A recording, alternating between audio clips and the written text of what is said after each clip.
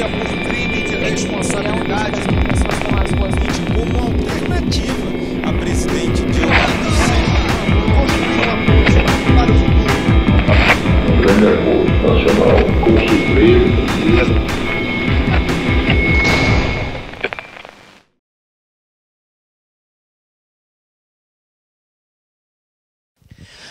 Boa tarde, meu nome é Francisco Marshall, eu sou professor do Departamento de História da URGS e apresento nesse curso o golpe de 2016 e a nova onda conservadora no Brasil, a parte relativa à cultura, que eu designo o golpe e os ataques à cultura. Então, nós veremos, em primeiro lugar, por que eu, como historiador, devo categorizar os eventos em curso desde 2014 como golpe. E, em segundo, o que isso tem a ver com a história do Brasil, com a história da cultura, com a atualidade, é o que examinaremos agora, interpretando a cultura brasileira em cima de fatos e circunstâncias que ainda estão em desdobramento. Portanto, um imperativo de conhecimento bastante grave. A questão do conceito que perturbou alguns segmentos da opinião pública que se sentem feridos pelo uso da palavra golpe. Aqui se trata de um termo técnico e não de uma opção movida pelo inconformismo partidário ou político. Se trata de descrever um fenômeno objetivo, que foi a tomada do poder no episódio em que a presidente Dilma Rousseff foi afastada e tomou posse para realizar um novo programa ao seu vice-presidente, Michel Temer. Esse processo foi muito complexo, ele teve muitas motivações, muitos agentes e resultados. As motivações mostram um elenco de fatores e nós poderíamos montar uma equação com maior ou menor papel para cada um dos fatores que presidiram aqueles eventos. E nisso nós teríamos um quadro mais dinâmico, não é um quadro monocausal, não é um quadro de uma única razão, mas de um conjunto, uma conspiração, uma convergência de fatores muito forte que se dirigiu ao foco do poder e, por fim, houve uma tomada do poder. E a tomada do poder se caracteriza pela implementação de um programa de ações, um programa amplo que contraria o que vinha sendo feito pela detentora do poder até aquele momento, a presidente e o seu programa partidário, em que pese suas crises e as suas insuficiências também. Então, quais são esses fatores? Há, em primeiro lugar, o que agora se tornou muito evidente, um rancor histórico do pensamento conservador brasileiro pelo período em que esteve à cabeça do Estado uma outra cor política. Então, há um rancor político que estava acalmado, que estava hibernando dentro da ampla conciliação que o governo do PT tentou no seu período de soberania, mas que estava ali latente e que veio aflorar nos episódios dessa tomada de poder. O segundo elemento foi que os derrotados na eleição de 2014 não acolheram bem aquele resultado que ocorreu por uma margem bastante pequena, havia uma expectativa de vitória frustrada, e esse inconformismo gerou um segundo rancor conspiratório, especialmente entre os eleitores, mas em parte também entre os candidatos que não aceitaram a surpresa de perder naquelas circunstâncias a eleição de 2014. Um outro fator é que houve um financiamento disso tudo, um financiamento complexo que está por trás das ações de rua, das mobilizações, da comunicação investida nisso tudo e, evidentemente, de prêmios dados aos agentes desse processo e prêmios depois reivindicados pelos financiadores desse processo. Então, quando apontamos aquele ridículo pato da Fiesp, é, na verdade, a ponta de um iceberg bem mais complexo, que foi a ambição de uma parte do empresariado brasileiro, a parte do grande capital, em, tomando o Estado, realizar as reformas que o beneficiam. E aí está o primeiro resultado prático e político colhido após a tomada do poder, que foi a realização de uma reforma trabalhista em favor do capital empregador, em desfavor dos trabalhadores e com um grande assodamento, num processo bastante questionável, jurídica, ética e tecnicamente, mas que deixa claro que ali havia um caminho de interesses convergindo para aquele episódio, e que produzia, entre outras coisas, mobilização. Essa mobilização contou com um grupo que foi bastante favorecido pela mídia e que foi decisivo na mobilização popular, que foi o MBL, hoje já conhecido de todos, nem preciso explicar a sigla, que contém no seu nome, uma vez mais, a tentativa de se usurpar a palavra liberdade. Mas esse grupo ele é afinado com outro segmento, que está dentro desse mesmo caldeirão de componentes e de motivações que eu apresento, que são os ideólogos liberais brasileiros, pouco afeitos ao evidenciamento, à argumentação acadêmica, propriamente dita, ponderada ou histórica, mas muito rápidos e muito ostensivos na divulgação, sobretudo jornalística, dos seus ideais, como se fosse um imperativo natural da história, e estão por trás desse processo, sem dúvida alguma. E isso levou às ruas uma multidão de maliciosos e ingênuos, corretamente descritos no Carnaval de 2018, no Rio de Janeiro, como os manifestoches. Esse manifestoche virou, a partir de agora, um tipo sociológico para descrever com grande clareza o oba-oba que as grandes avenidas assistiram nas capitais do Brasil, que levaram às ruas um contingente expressivo, ainda assim insuficiente para justificar a derrubada do poder de alguém com 54 milhões de votos. Mas ali estão esses personagens e agora eles fazem parte da dramaturgia política brasileira, são, sem dúvida, parte dessa tomada do poder. Muitos nem sabiam o que estava acontecendo e eram instrumentos de um processo bastante mais complexo. Um sexto fator decisivo foi o chamado PIG, a atuação do PIG, o Partido da Imprensa Golpista, que produziu uma caricatura do cenário nacional, intensificou os elementos de imagem que massacravam a presidente. Se fizer uma coleção das capas dessas grandes revistas com as imagens da presidente Dilma no período, dá um trem fantasma, um túnel do terror, porque selecionavam as imagens mais mórbidas e o teor das matérias e tudo mais, todos os argumentos, toda a mobilização de mídia que sabemos foi ostensiva, foi complexa, visando a acompanhar aquela movimentação grave que ora ocorria. O movimento contou com grande incisão estratégica do Poder Judiciário. Lembrem que o ministro Teori Zavascki segurou a cassação de Cunha até que ele concluísse o processo que ele havia iniciado. Aquele fato e a sua cronologia foram a primeira evidência de que havia um compromisso judiciário muito forte no processo.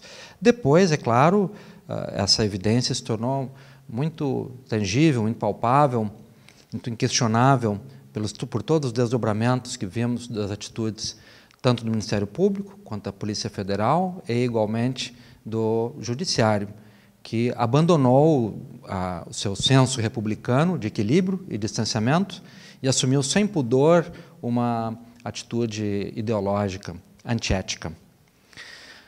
A isso complementam também outros elementos que já também têm uma característica sociológica e cultural forte, hoje resumidas com esse nome terrível, bancada da Bíblia e da bala, esses nomes que parecem conflitivos são completamente harmônicos na ofensiva por uma moralidade ultraconservadora e que hostiliza as atualizações, as modernizações culturais e comportamentais e deseja, claro, a implementação de um ideário, de uma visão de cultura e de sociedade que não é nem sequer arcaica, que é simplesmente anacrônica, inviável, inaceitável eticamente, baseada num quadro de intolerância e agressão, e que tem alvo, e esse alvo é visto por esses grupos como uma imagem de modernidade, infelizmente associadas a uma atitude contemporânea, urbana, de esquerda. E não tem essa natureza a modernidade. A modernidade, a princípio, não tem coloração partidária, ela é contemporânea. mas há esse fato. Então, esses grupos estão fortemente marcados na genética, no desenvolvimento, no agenciamento dessa tomada de poder, especialmente na mobilização parlamentar realizada para esse fim, que é parte decisiva do processo de tomada do poder. E nisso, claro, entra em pauta o processo de barganhas, de opções, de pactuações com a mídia, com o empresariado, com aqueles que viriam, afinal, a tomar o poder, ou seja, o capítulo sórdido, mas uma constante na história brasileira, da venalidade parlamentar, que se tornou especialmente evidente no triste 17 de abril de 2016, o famoso do dia do Em Nome da Minha Família. Bom, parte importante disso também vem de interessados na realização de reformas que vinham sendo já organizadas, em parte realizadas, mas não no volume exigido pelo grande capital financeiro nacional e internacional, que quer, desde que se iniciou o golpe, sabemos disso, o acesso à principal poupança nacional. Claro, hoje nós temos também a questão do pré-sal, que é um fator, que sabemos, motivador todo esse processo, e que está colhendo frutos já nesse período do golpe, mas a pauta de difícil realização de uma reforma previdenciária que, com o argumento de sanear as finanças, sem jamais demonstrar atuarialmente, com os cálculos técnicos cabíveis, a necessidade dessa reforma, deseja, isso sim, ter acesso a dois patrimônios imensos. O primeiro, a própria poupança pública, a poupança previdenciária, que é alvo de uma grande cobiça, e segundo, que no colapso dessa poupança pública, dessa previdência pública, no modelo atual, cresce exorbitantemente o mercado para a previdência privada, no que o sistema financeiro tem um alvo muito claro na realização desse conjunto de mudanças, que chamam a reforma da Previdência, na verdade, uma reforma em favor dos conglomerados financeiros. Aí nós vemos dois grandes players, dois grandes agentes da tomada do poder, que é o capital empresarial, nucleado na Fiesp, e o financeiro, que é nacional e internacional, e que pode, em alguns momentos, inclusive, entrar em conflito com o capital industrial. Mas a ideologia de coesão é tal que a burguesia brasileira não percebe as suas opções suicidas ao se associar ao capital financeiro e realiza conjuntamente aquilo que é da sua estética ideológica, que é o ataque à esquerda personificada no governo deposto. Esse grupo deve-se acrescentar aquilo que se tornou evidente também, estava por trás desse golpe, com forte maquinação internacional, que é o cartel do petróleo. E aí está a catástrofe que estamos assistindo atualmente, de que as reservas recentemente descobertas no pré-sal e que poderiam garantir a emancipação econômica e social do Brasil, porque são num volume extraordinário, poderiam gerar uma poupança de aproximadamente 12 trilhões de dólares, considerando-se os 176 bilhões de barris descobertos nesse processo, somados às reservas anteriores, que faz no Brasil uma grande potência petrolífera da atualidade. Pois esse fundo, desde que se viu a sua dimensão, foi concebido como a chance de termos um fundo patrimonial para o financiamento da melhora social brasileira. Esse fundo foi constituído por um decreto presidencial, começou a reunir fundos e foi, agora, durante o final do mês de maio, extinto por um ato do governo atual, do governo Temer, que não apenas extinguiu o fundo patrimonial brasileiro, que é um fundo estratégico de grande dimensão histórica, porque visa um futuro extenso, algo muito raro numa nação tomada por urgências como o Brasil, e na extinção desse fundo, os recursos foram imediatamente alocados no pagamento do serviço da dívida, ou seja, mais um bombom para o sistema financeiro. Então, além disso, há os leilões do pré-sal e o sucateamento da Petrobras, que agora definha com um desenho de colapso evidente a todos. Logo, há também essa potência que sabemos está fazendo colheita nesse período em que vigora o governo golpista.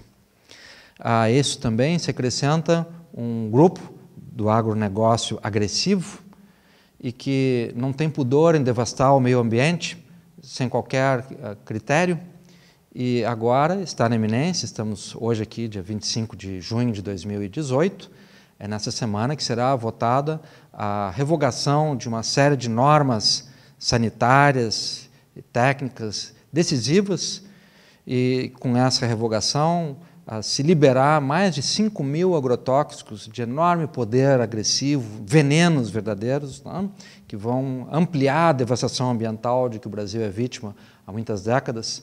E esse mimo para o agronegócio está ligado a todo esse circuito de interesses, né, porque a reforma da Previdência é o grande elemento de barganha visado pelo poder na troca com os deputados do agronegócio, né? A chamada bancada ruralista. Há esses fatores, que são fatores amplos de mobilização de interesse na tomada do poder e de ganhos nesse processo, se acrescentam os fatores internos do governo deposto, entre os quais há erros catastróficos da gestão de Dilma Rousseff no seu planejamento de Estado, na sua comunicação e na sua defesa judiciária e política também. Não poderia haver complexo de erros mais evidentes do que todos que ali houve. E a esses erros deve-se acrescentar também fatos que jamais deveriam ter ocorrido e que forneceram o elemento mobilizador dessa trama, a corrupção existente. Corrupção do PT e dos seus aliados, do governo de centro-direita, presidido pelo PT, junto com o PP, PMDB e partidos dessa ordem, e que efetivamente, sabemos todos, se lambuzaram em negócios que jamais deveriam ter sido feitos. Então, ao vermos o quadro geral da conspiração, não devemos também sonegar os elementos de culpa que serviram como argumento pródigo para essa mobilização. O quadro é ainda agravado pela recessão de 2014, que se estende aos dias de hoje. Ainda estamos em 2018, sem sair da crise. A promessa de que um novo governo sanearia a nação, as finanças e nos colocaria num novo ciclo de crescimento não pode ser realizada assim com esse passe mágico. Não foi, a recessão cresce ainda no Brasil, é um fato. E esse fato foi mal explicado pelos economistas de todas as linhagens no Brasil. Deu-se a entender à população de que a recessão era culpa daquele governo, que a derrubada daquele governo sanearia esse mal horrendo que é o recuo econômico, com que cresce o desemprego, o sofrimento, diminui-se a expectativa de futuro das pessoas. E a verdade é que essa recessão, sabemos, tem um quadro bem mais complexo. Ela vem da recessão de 2008, 2009, ela se intensifica com o endividamento da classe média brasileira na sua ascensão social, no quadro de inadimplência que dali decorre, em fatores críticos e também no recuo do capital que, estrategicamente, inibiu investimentos dentro da sua meta de derrubar o governo, imaginando com isso colher lucros maiores com o governo que, afinal, seria implantado. Todos esses fatores estão articulados na tomada do poder.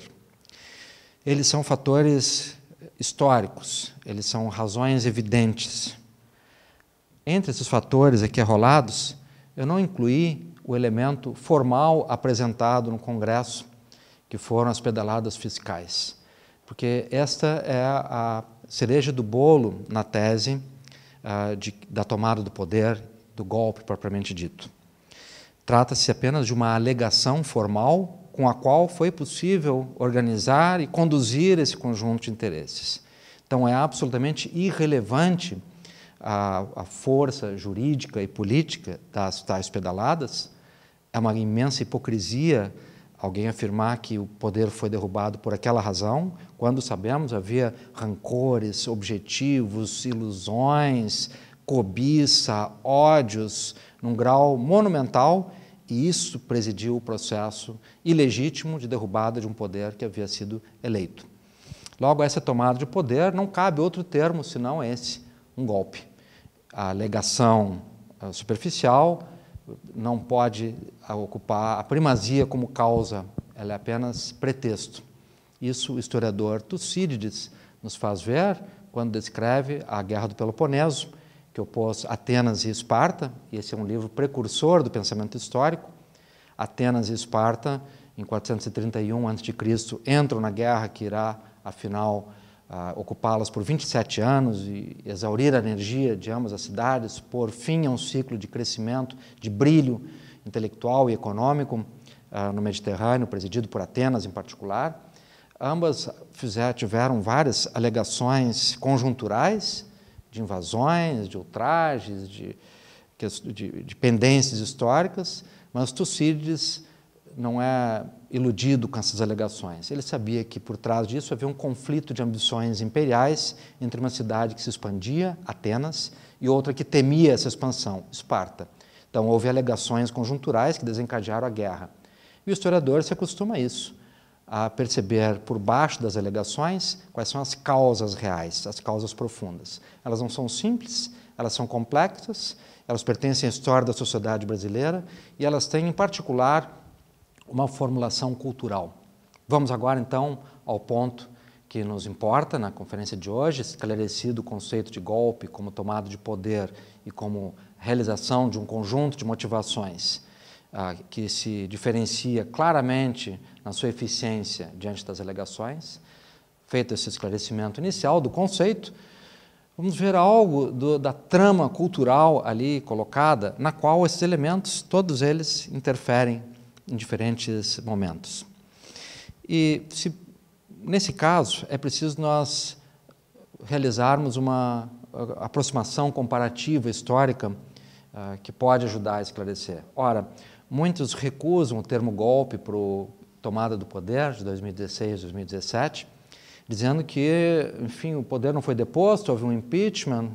O impeachment é parte do golpe, é parte da sua formulação, é parte da tomada do poder, é a sua formulação em um processo com aparência de um processo legítimo e correto, quando por trás dele há essas motivações que eu falei.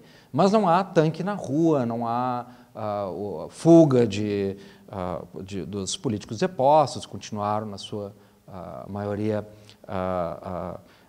no território nacional, embora recentemente o Lula foi preso. Evidentemente, isso faz parte de toda essa trama, deve ser considerado ao se compreender esse quadro comparativamente. Mas sabemos que é um cenário diferente do que ele de 1964, quando o Exército efetivamente tomou o poder com tanques nas ruas, era uma posse militar do poder, a qual foi, enfim, necessária uma acomodação legislativa e judicial difícil, delicada posteriormente, a nova Constituição elaborada em 67, mas uma tomada de poder de força. Então, muitos dizem, não foi golpe agora em 2016, 2017, porque não houve aquele fato clássico da tomada do poder. Ora, a tomada do poder tem muitas fórmulas desde o mundo antigo, quando ele está em disputa na sociedade. A democracia procura controlar a ambição de poder e regrá-la de acordo com protocolos, com leis, com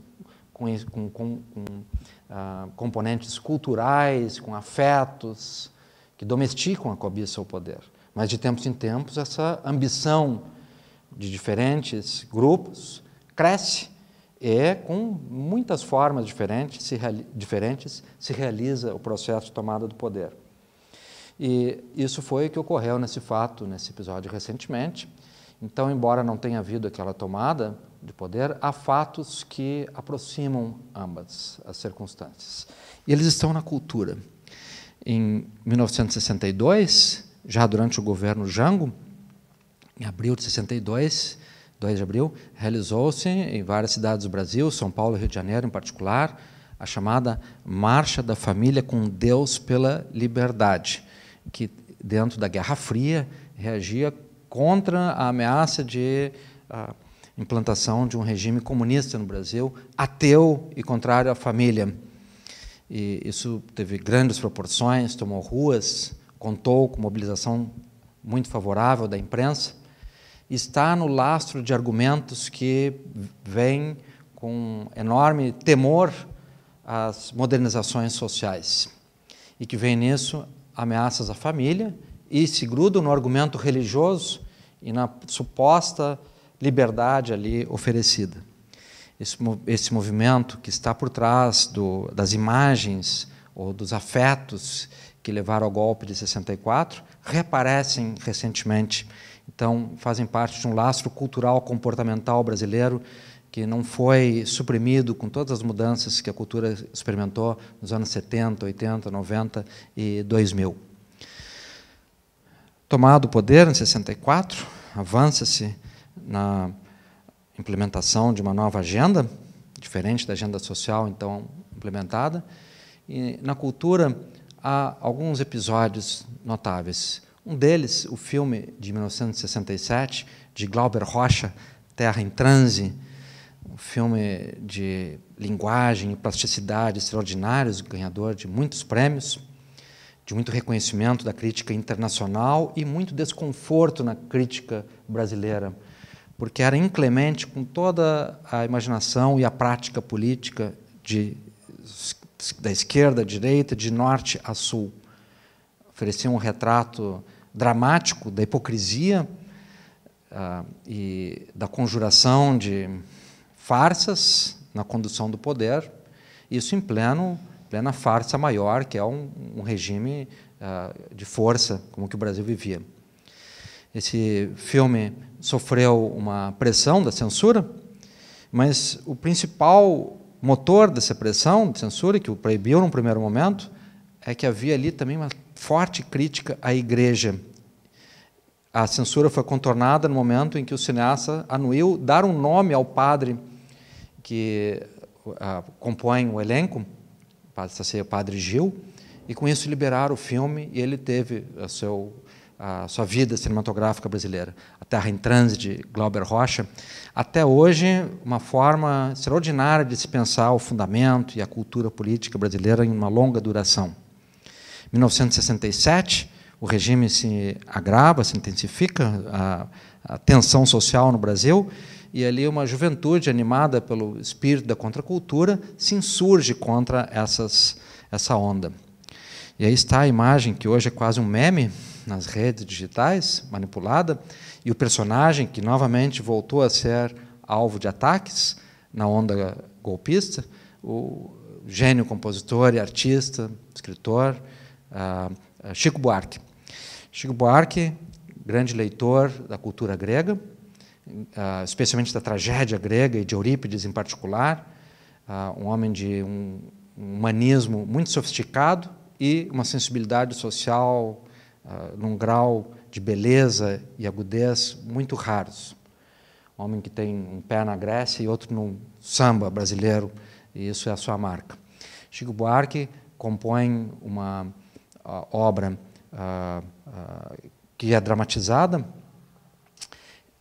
se torna ela um fenômeno no Teatro de Oficina, dirigido por José Celso Martinez Corrêa, em São Paulo, A Roda Viva. Estamos agora em outubro de 1968. Essa Roda Viva, que igualmente descreve com grande qualidade artística e musical a hipocrisia do poder, as tramóias, que são matéria corrente em qualquer produção artística e teatral decente.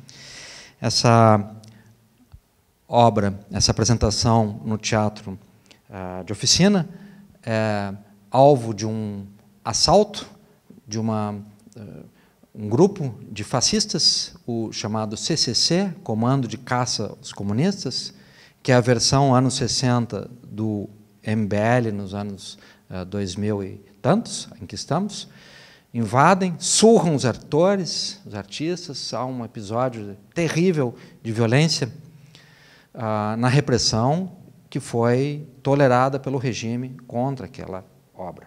Então está ali a cultura sofrendo nesse ambiente. Aqui está um cartaz feito à ocasião com a face dos envolvidos nesse processo, dirigentes e agentes, na sua maioria estudantes da Faculdade Mackenzie, em São Paulo, que educava a alta burguesia paulista, e que se viu muito feliz atacando um artista que reputavam ser comunista. Episódio importante porque sabemos depois todo esse rancor irracional e essa imputação ideológica reaparecem no cenário atual. Poucos dias após o 8 de dezembro de 1968, em que é implantado o Ato Institucional número 5, que é o recrudescimento do regime militar, é a medida jurídica que deu maior guarnição para os atos de violência que a ditadura realizava e realizou ainda mais depois daquele ato. Na boate Sucata, Gilberto Gil e Caetano Veloso realizaram um show histórico, divulgaram o panfleto com a imagem de um bandido muito famoso à época, o Cara de Cavalo. Havia obras do Hélio Oiticica envolvidos na performance, na divulgação, e essa expressão chocou aos militares no poder, que foram à casa de ambos, foram à casa, na verdade, de Caetano, depois de madrugada, prenderam Caetano, prenderam logo a seguir Gil, iam prender Geraldo Vandré, mas não conseguiram, porque ele escapou. Então, em 68, o alvo era também prender esses artistas, que imediatamente partem para o exílio, vão para Londres. Mas, é claro, temos aqui a marca dessa agressão contra a Tropicália, um espírito de insubordinação que levava às ruas intelectuais, artistas, que não estavam ali querendo impor nenhum programa, mas em luta por um ambiente de tolerância, de diálogo, de democracia, em que o voto tivesse um valor. Então, aqui estão Gil, Caetano, Moraes Moreira, Vinícius Moraes, Nara Leão, enfim, um pedaço da elite artística brasileira que ia às ruas e que estava acuada pelo regime. Damos agora um salto para 1985, a aurora da nova república, a redemocratização, após o fim do período militar, com um presidente eleito de modo indireto, mas foi um pacto possível naquele cenário, Tancredo Neves, que não tomou posse o seu vice, José Sarney, colocou no Ministério da Cultura um homem de histórico progressista, que era Fernando Lira, no Ministério da Justiça, e mesmo com essa característica de ser um homem benquisto pelos artistas, intelectuais, não foi suficiente para barrar o poder, a cobiça da Igreja Católica diante da obra de Jean-Luc Godard, o filme Je vous salue, Marie. Foi uma grande discussão nacional à época, a intolerância da Igreja diante dessa obra, que terminou sendo proibida. E isso foi uma marca terrível na aurora desse ciclo pós-ditadura democrático, que no primeiro ano desse novo regime, nós tivemos uma marca do fator mais horrendo na relação do Estado com a cultura, que é a censura. Bom, mais horrendo que isso, evidentemente, é matar os artistas, como muitas vezes acontece em regimes de força, né?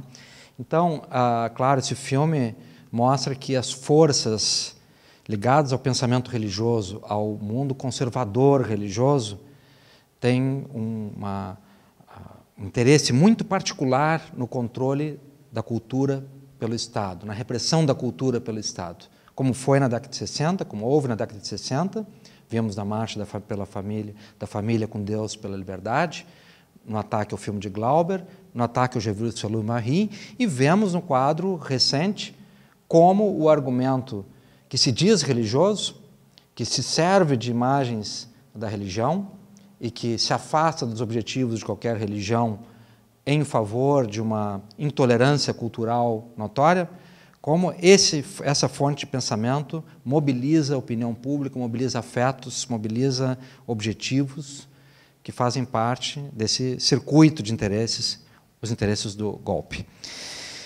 Isso se tornou especialmente claro no caso muito estratégico, muito oportuno, muito assim, é o kairos, é o momento das coisas acontecerem. Esse filme Aquários, um belíssimo filme, brasileiro, sobre uma tensão de cupidez imobiliária, de conflitos sociais, éticos, afetivos, envolvendo especulação imobiliária no alto grau, no Recife, e que estreia internacionalmente no dia 17 de maio de 2017, um dia depois de tomar posse o vice-presidente, Michel Temer. Então, estava estampado ali o cenário em que esse filme, um filme de consciência, um filme engajado nessa medida em que via a violência da especulação imobiliária contra a dignidade. Ele foi, naquele momento, sim, um veículo de uma imagem internacional, porque nos vários cenários, nos vários festivais, sobretudo em Cannes, onde ele foi apresentado, os atores tiveram a gentileza e a decência de portar cartazes. Um golpe teve lugar no Brasil, um golpe de Estado teve lugar no Brasil houve um golpe de Estado, o mundo não pode aceitar esse governo ilegítimo, e ali a nossa diva Sônia Braga veiculando essa mensagem muito clara. O filme recebeu uma série de boicotes por parte do novo governo, o principal deles foi não ter sido indicado para concorrer ao Oscar, na premiação da Academia de Hollywood, e também, claro, um boicote programado pelo MBL e pela reação golpista, que então já cavalgava num franco triunfalismo e desejava, claro, celebrar isso com o colapso de produtos como esse filme Aquários. Então houve uma campanha, aqui apenas uma das muitas imagens distribuídas como meme por esses grupos de direita, que passam a se servir de veículos digitais com enorme proficiência e tecnologia, e que divulgam essas campanhas, nesse caso, contra o Aquários. Foi insuficiente, o filme foi um enorme sucesso, é o filme mais visto da história do cinema de Pernambuco, esteve entre os 10 mais vistos no Brasil durante muito tempo, ultrapassou largamente a sua meta de público, foi apresentado em mais de 60 países, colecionou muitos prêmios, seu orçamento foi plenamente vingado pelas bilheterias. Então, o filme não foi atingido por isso, e é muito importante considerarmos que a opinião pública, o gosto público, o consumo cultural brasileiro não capitulou diante dessa campanha sórdida feita contra o filme por um motivo ideológico. Novamente, o cinema, a cultura, porque o cinema, claro, é cultura de massa, está em grande difusão, reiterado, em grandes agendas para cidades, e o Aquários fez isso. Um ano antes disso, aproximadamente, talvez uma das datas mais vergonhosas da história do Brasil, aquele 17 de abril de 2016, em que se votou o afastamento de Dilma, e vimos o quadro aqui caricaturalizado na figura do deputado hipócrita, né? Aqueles cínicos que foram, em nome da família e de outros pseudo-valores, fingir que faziam a purificação nacional quando eram ali veículos de uma mácula na história do Brasil. E isso, claro, reavivou no cenário do golpe a força daqueles valores que vimos lá em 1962. O diabo não tem família, então a meta dele é destruir a sua. Campanhas que são difundidas por organizações de extrema-direita, agora armadas com ferramentas digitais pródigas, que robotizam o ataque, que ampliam essa mobilização com um financiamento volumoso. Isso, evidentemente, compõe o quadro cultural que estamos descrevendo, o golpe contra a cultura. O clímax desses ataques se deu na nossa cidade, Porto Alegre, quando, em setembro de 2017, num movimento muito rápido, uma exposição de caráter muito arrojado, bastante contemporâneo, o Queer Museu, com curadoria de Gaudêncio Fidelis, se viu alvo de um ataque vertiginoso.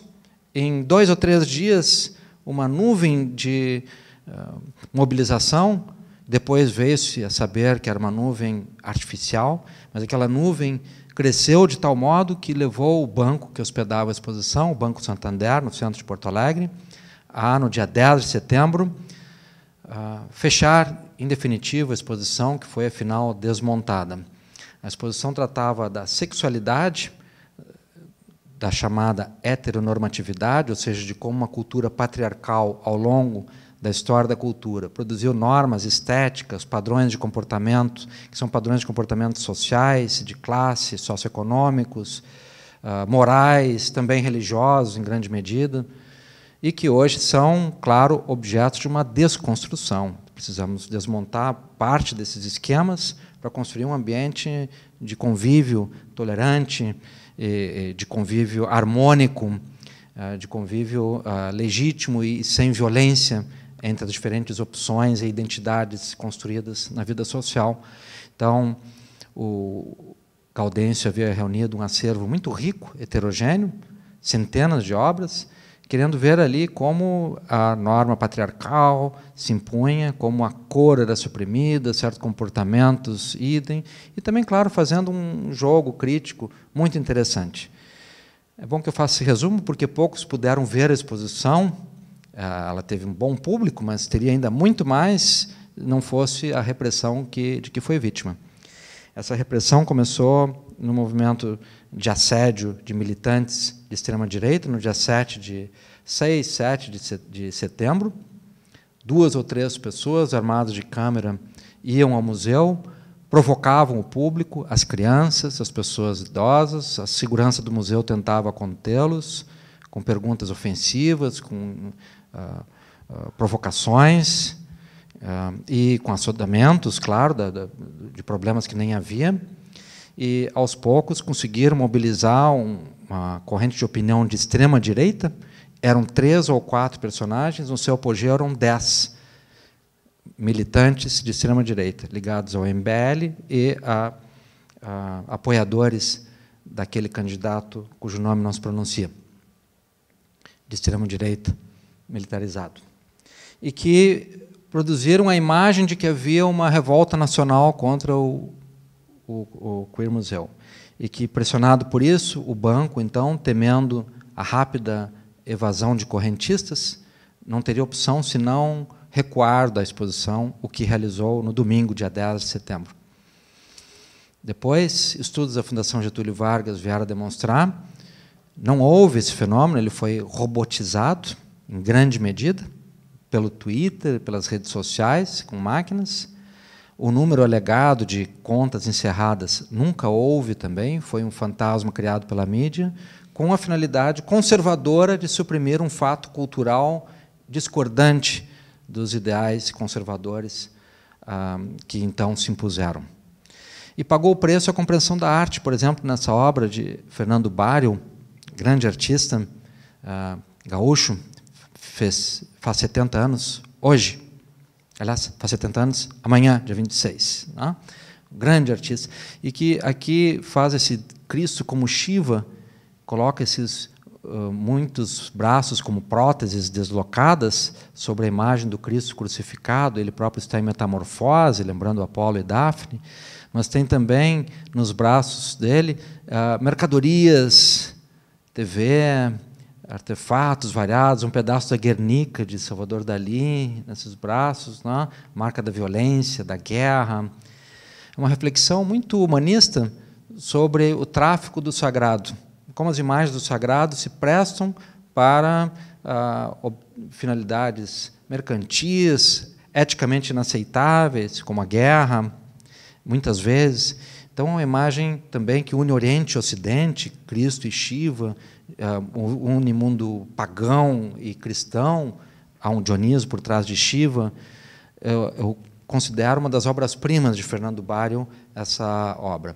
Pois ela foi alvo de uma acusação de vilipêndio, palavra que passou a circular dentro desse pensamento conservador para atacar a cultura, porque está descrita no Código Penal brasileiro, sendo vilipêndio a agressão à fé alheia. Mas não se trata disso. Se trata aqui de uma depuração da fé alheia, porque nenhuma pessoa com fé verdadeira concorda com a venalidade das religiões. Então, é um argumento oportunista, hipócrita, que ataca a arte para ocultar o tráfico de influência realizado à sombra da cultura religiosa.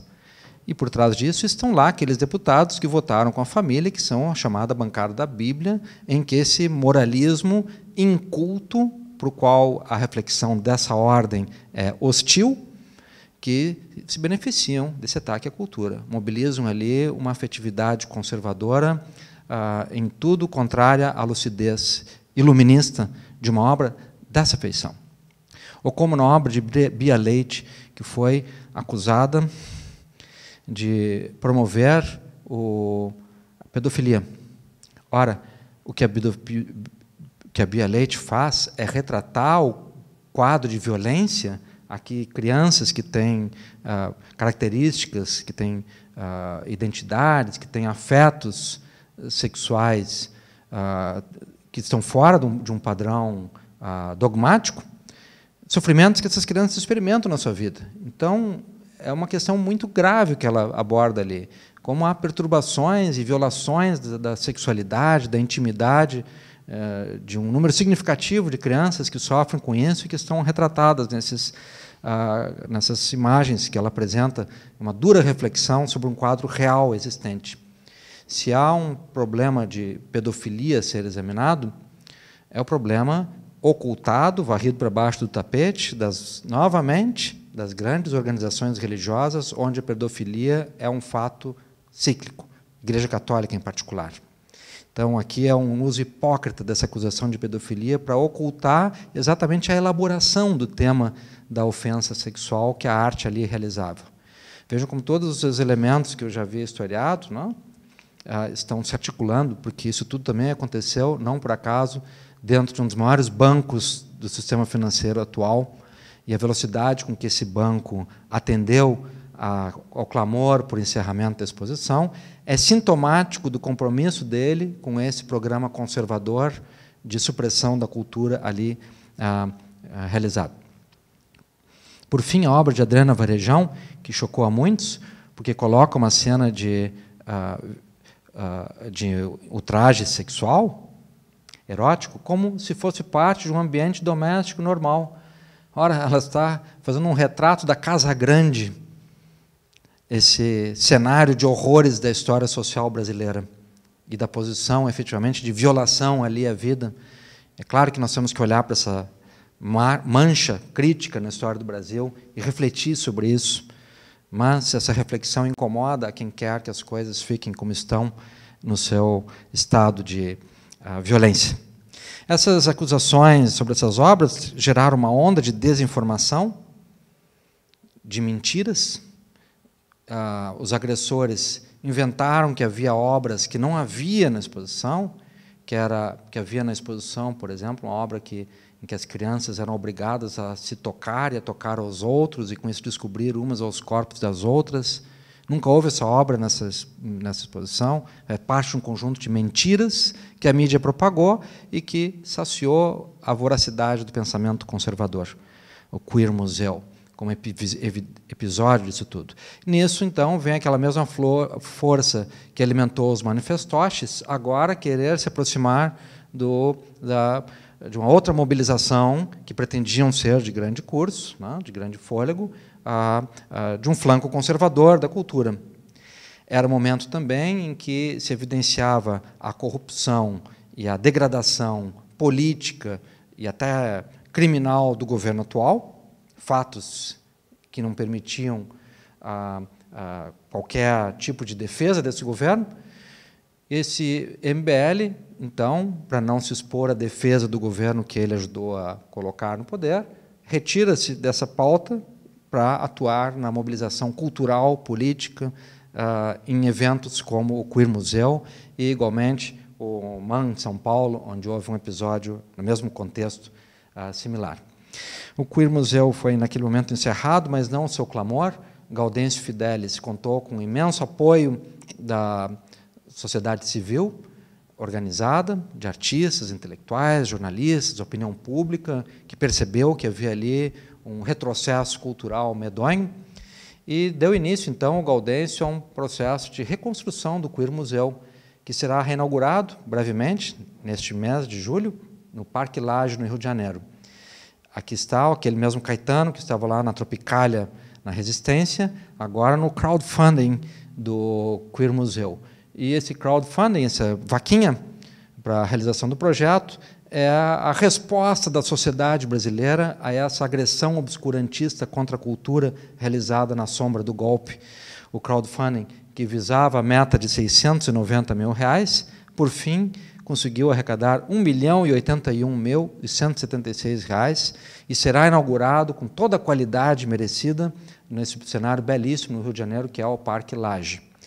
Não é demais dizer que, antes de ir para o Parque Lage, ele ia para o Museu do Mar, no Rio de Janeiro. Mas o prefeito, que é do Rio de Janeiro, Marcelo Crivella, que é um pastor pentecostal, divulgou um vídeo zombando do museu, dizendo: Queer Museu no Museu do Mar, só se for no fundo do mar, e ria do Queer Museu. Pois bem, agora ele terá que engolir que na cidade maravilhosa estará um pouquinho mais bela ainda, com a reinauguração de uma exposição banida, e podemos seguramente ver aqui o primeiro trunfo de reconstrução diante do espírito do golpe. Veio pela cultura, a cultura que foi gravemente atingida, e a sociedade organizada em torno de um bem cultural de grande valor deu a resposta e trará novamente a público uma mensagem de contemporaneidade representada por esse Queer Museu. Porto Alegre, recentemente, teve outro episódio similar, quando o Instituto Goethe, que é um órgão de fomento cultural, de educação, dos mais tradicionais no mundo e no Brasil, e em Porto Alegre em particular, contratou um grande especialista, curador, Laimer dos Santos, a realizar um projeto com picho e grafite nos muros do Goethe. E ele selecionou 2 grandes pichadores, Rodrigo Andaruritz e o Amaro, que fizeram um grafite impressionante na fachada do Goethe, com uma cidade iluminada, dourada, mas que é também uma favela compacta, flutua sobre o mar de sangue. Então, é claro que ali está um objeto central do grafite, que é pensar a violência urbana e usar linguagens da cidade para refletir sobre a cidade, com a cidade, na cidade, essa questão da violência. E entre as imagens colocaram uma muito provocativa de uma cabeça deitada numa bandeja, cortada, com expressão demoníaca, e que remete a ícones bizantinos e faz um jogo muito ardiloso entre a cabeça de João Batista, no episódio de João Batista e Salomé, em que a sua cabeça é decapitada e oferecida numa bandeja, numa cena de grande violência e hipocrisia, e a cabeça de Cristo, que também tem similaridade fisionômica com a de João Batista e com a figura do ícone bizantino aqui retratada. Então, uma solução artística engenhosa para pensar violência, hipocrisia e religião, novamente. Uma vez mais, a obra foi alvo de um clamor intolerante, a acusação de vilipêndio veio à luz, dessa feita, a Opus Dei, um organismo de extrema-direita financiado pela Igreja Católica, tomou a cena. Na madrugada do dia 30 para o dia 1º de maio, a obra foi pichada, e essa pichação foi logo comemorada nas redes pelas figuras que deixaram impressão digital nessa agressão, nesse ato contra a cultura. Muitos intelectuais e artistas se reuniram no dia 2, diante do Goethe, para ali defender a dignidade desse instituto cultural, como eu disse, de primeira grandeza, e quem aparece ali para apoiar, dessa vez, a agressão à arte, uma vez mais, o MBL. Então, isso tudo é parte de uma trama em que a cultura passa a ser hostilizada pelo pensamento religioso, articulado ao pensamento conservador, que, por sua vez, é parte de uma ação ideológica maior, com agentes no plano econômico, político, social, institucional, fortíssimos, claramente concatenados em um conjunto de ações.